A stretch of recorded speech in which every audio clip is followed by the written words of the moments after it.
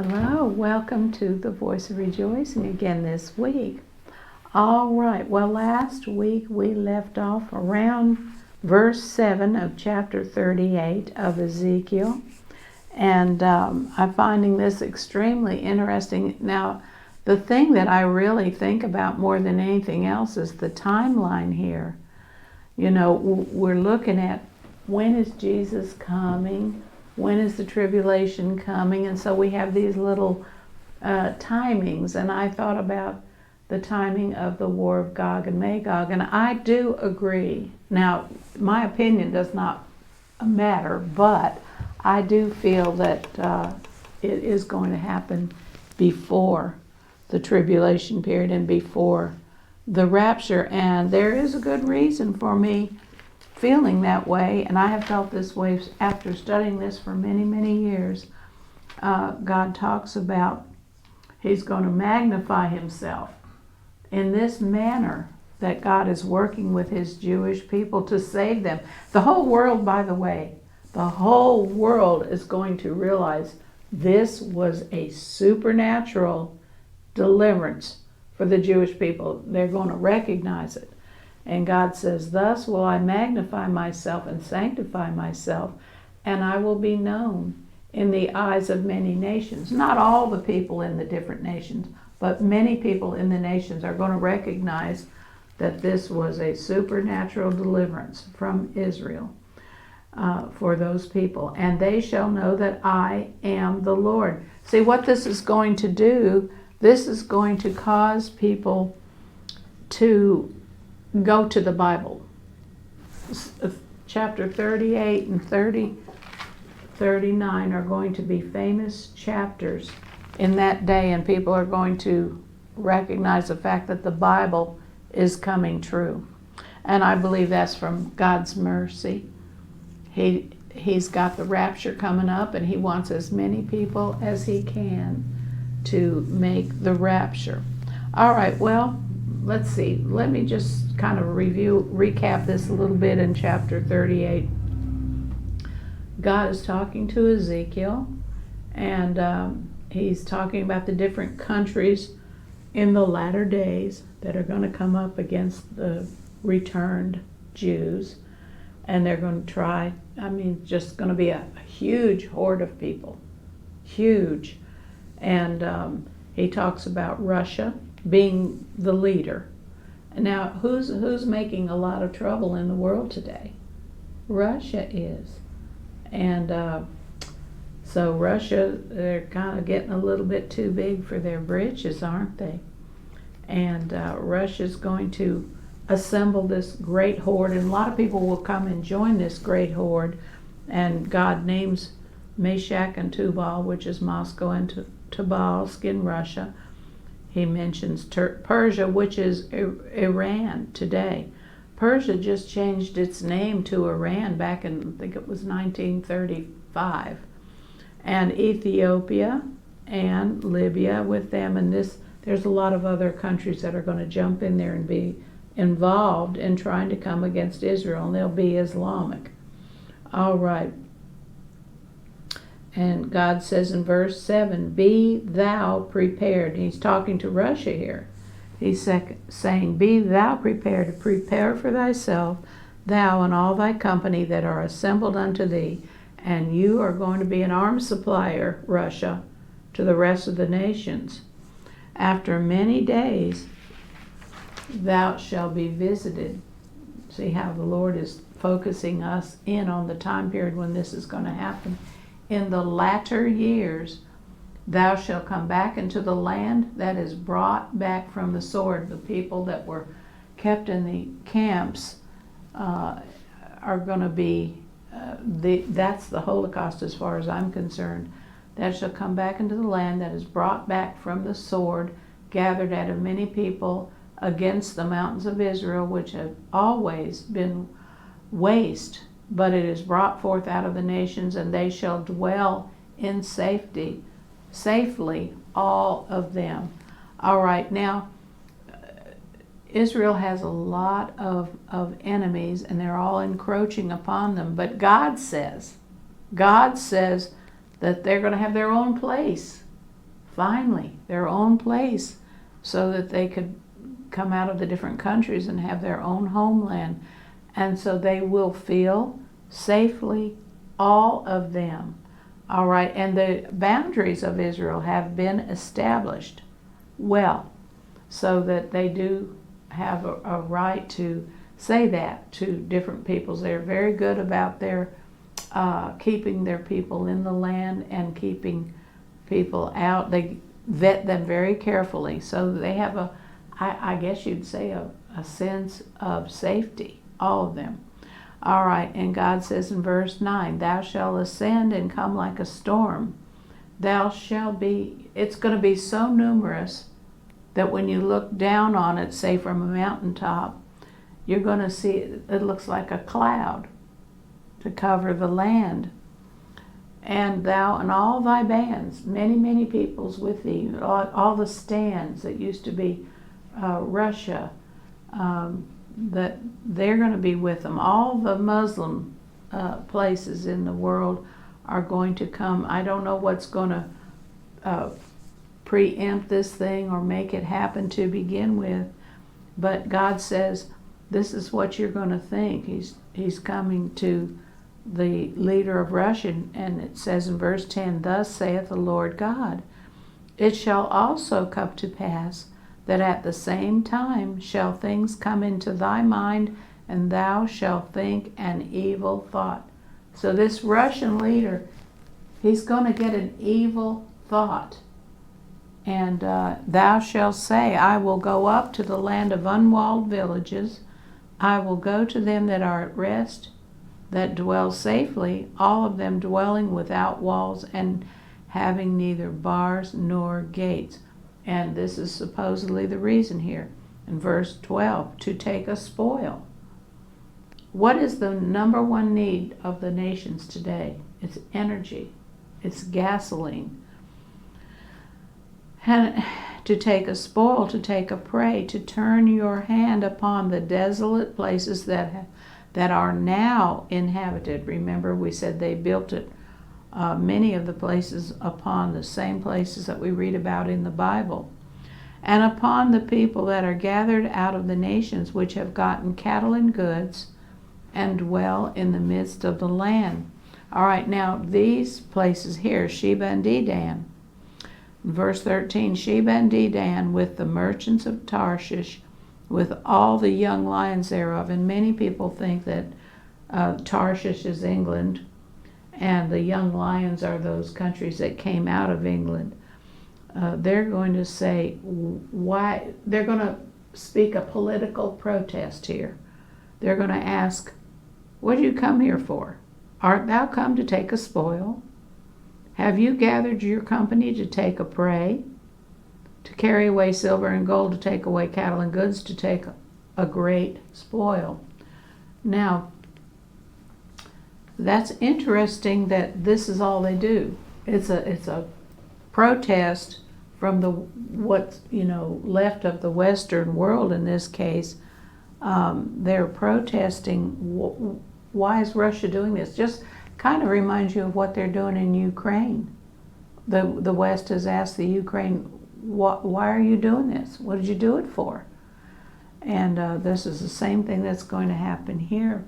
Verse 14 says, therefore, Son of man, prophesy and say unto Gog, thus saith the Lord God, in that day when my people of Israel dwell safely, you're going to take advantage of it. That's what the Lord is saying.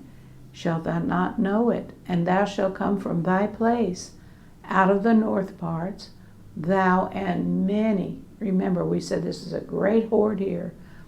Many people with thee, all of them riding upon horses, a great company and a mighty army. Verse 16 says, and thou shalt come up against my people Israel as a cloud to cover the land. It shall be in the latter days, I will bring you against my land, that the heathen, that's the purpose, that the heathen, people outside God's kingdom, may get to know me when I am set apart, when I am sanctified in thee, O Gog, before their eyes. Thus saith the Lord God, are, now here's God speaking directly to the Russian leader. Now, this is most interesting to me. You know, today we have all kinds of media. We have every way of communicating with people that we didn't used to have. So whoever is this person, and I personally believe it's going to be Putin, you know, if it's in God's will. Thus saith the Lord God, are you the one? Art thou he of whom I have spoken?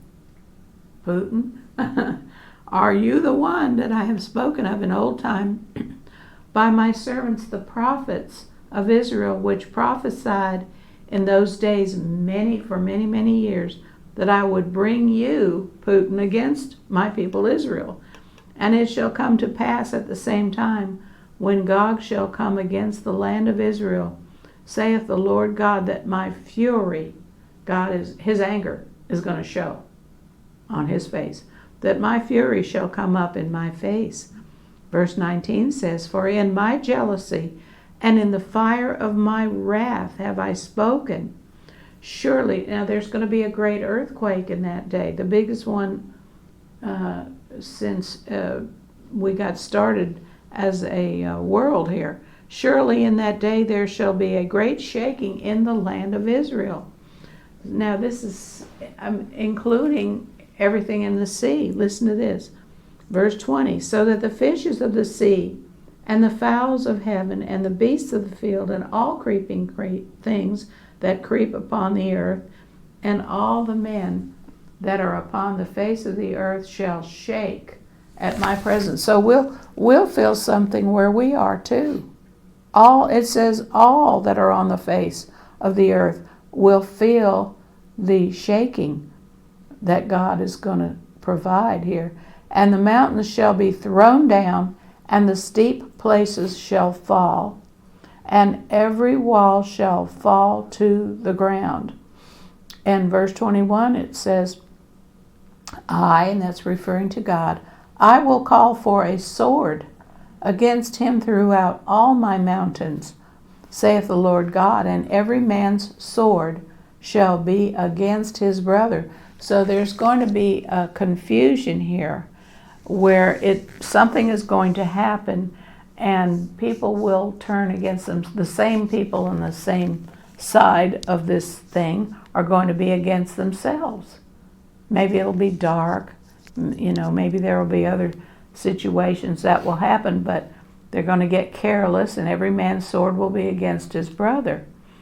And verse 22, God says, I will plead against him with pestilence and with blood, and I will rain upon him and upon his bands and upon the many people that are with him, an overflowing rain and great hailstones, fire and brimstone. In this way, now this is the whole point. In verse 23, which I went over the last time we were together, thus I will magnify myself, and I will be known in the eyes of many people in many nations, and they shall know that I am the Lord. All right, now verse 39 shows us further what's going to happen here. It's like God is coaxing these people onto his land, he calls it, Israel. And when he gets them there, the boom is definitely going to be lowered. All right, chapter 39, verse 1 says, therefore, thou son of man, prophesy against Gog, and you say, thus saith the Lord God, behold, I am against thee, O Gog, chief prince of Meshach and Tubal. Verse 2, and I will turn thee back, and leave but the sixth part of thee, and will cause thee to come up from the north parts, and will bring thee upon the mountains of Israel.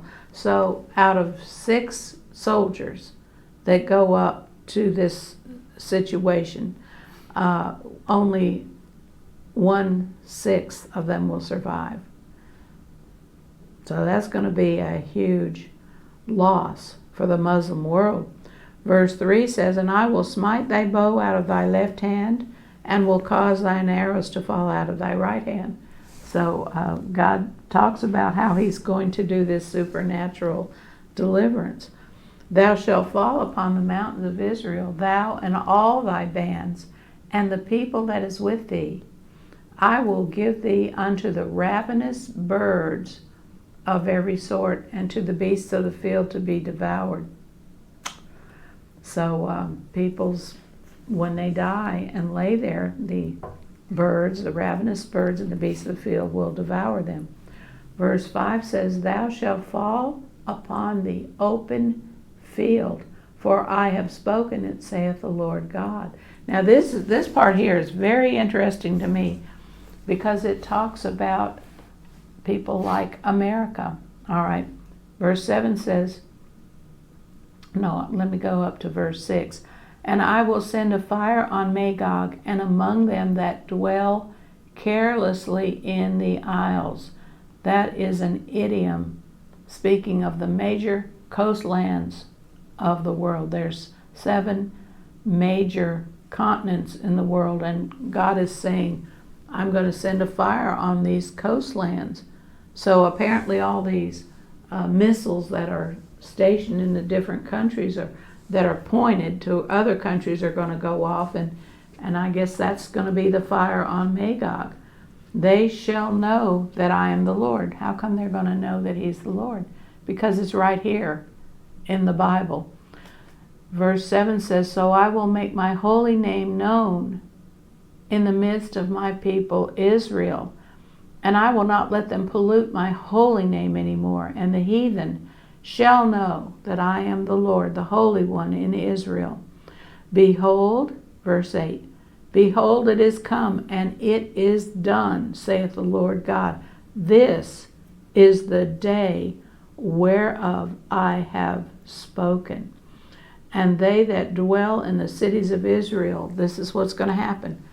After this great devastation, and 5/6 of the army lies dead on the mountains of Israel, they that dwell in Israel, they shall go forth and set on fire and burn the weapons, both the shields and the bucklers, the bows and the arrows, the handstaves and the spears, and they shall burn them with fire 7. Now, isn't that interesting? 7 years. How long is the tribulation period? It's 7 years. And it looks like these may be the identical 7 years here. Verse 10 says, So that they shall take no wood out. They're not going to have to get any wood to make a fire for their homes.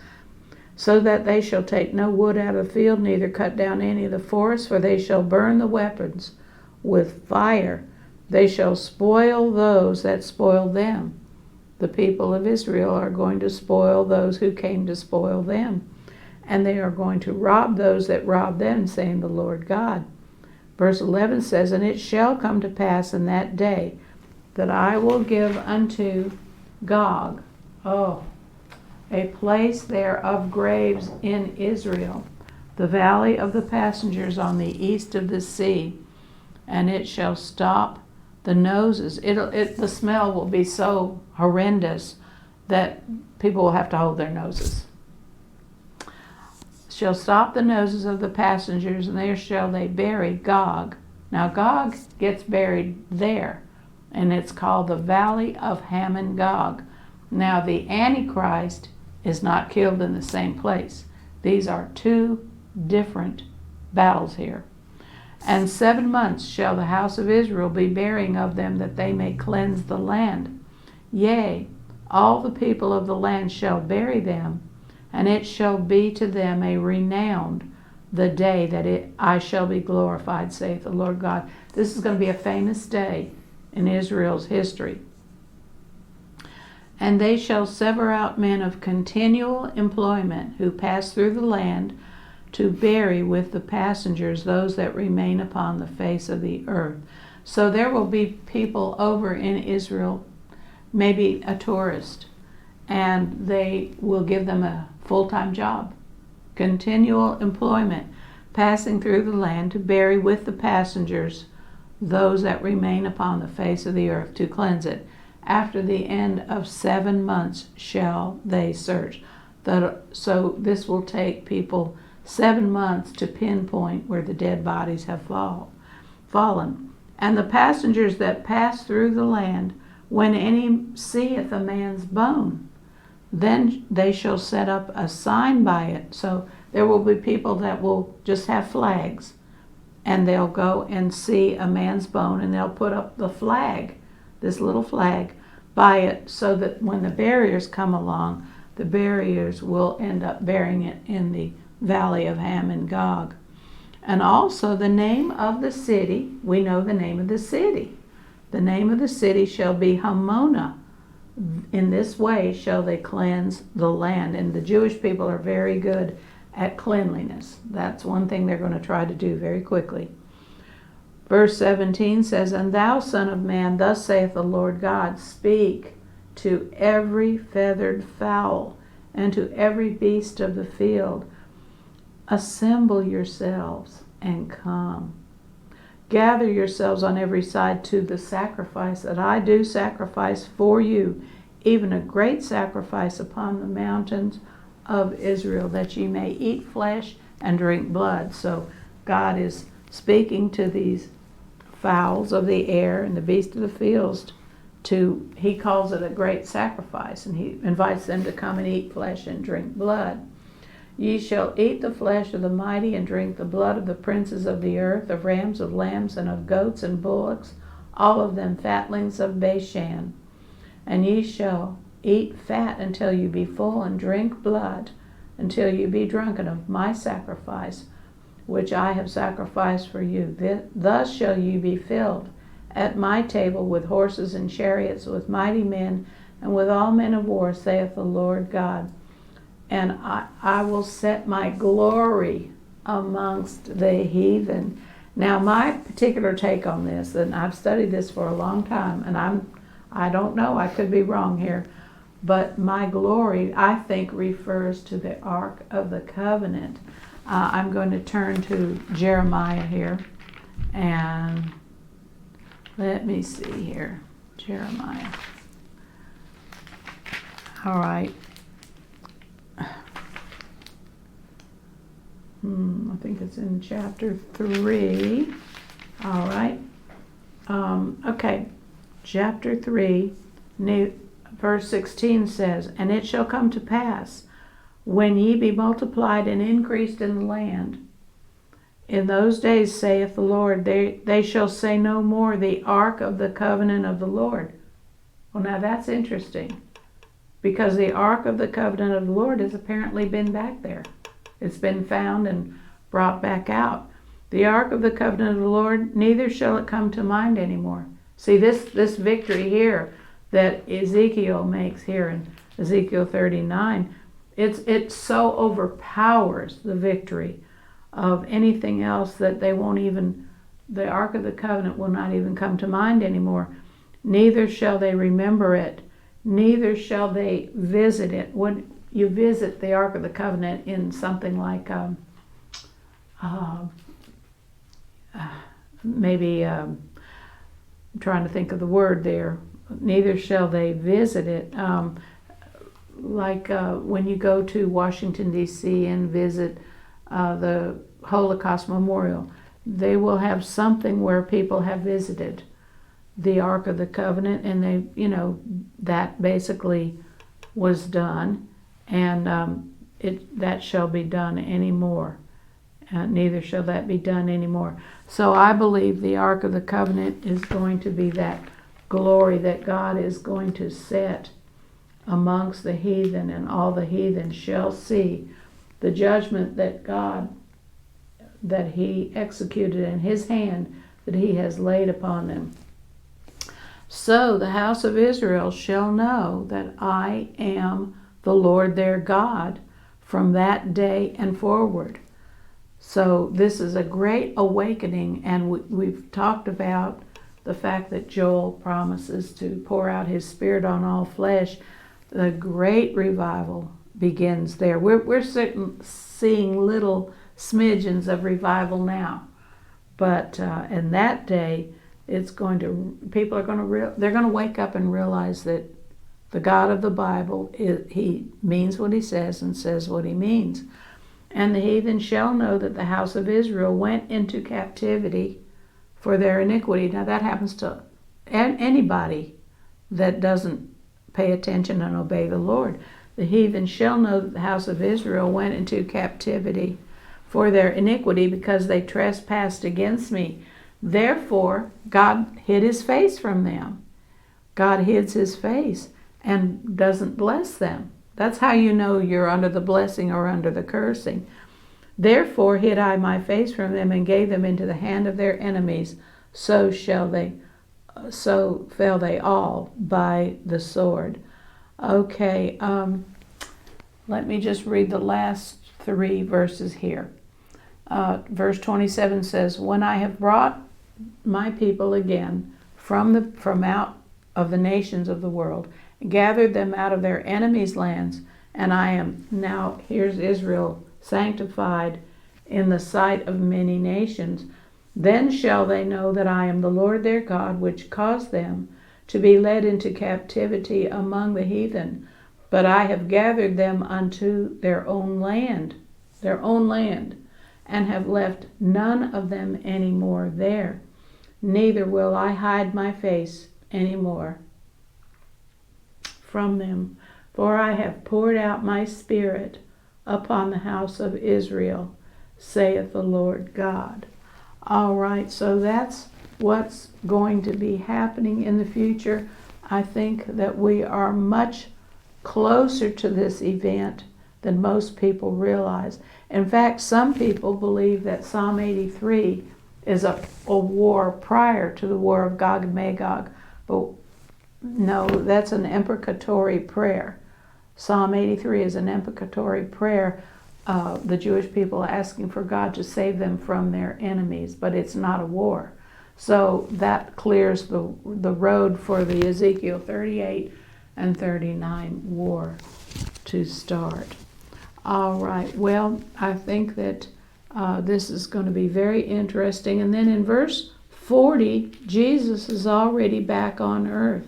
So 7 years pass, and the tribulation is over, and it talks about the different things that are going to happen at the time when Jesus first comes back.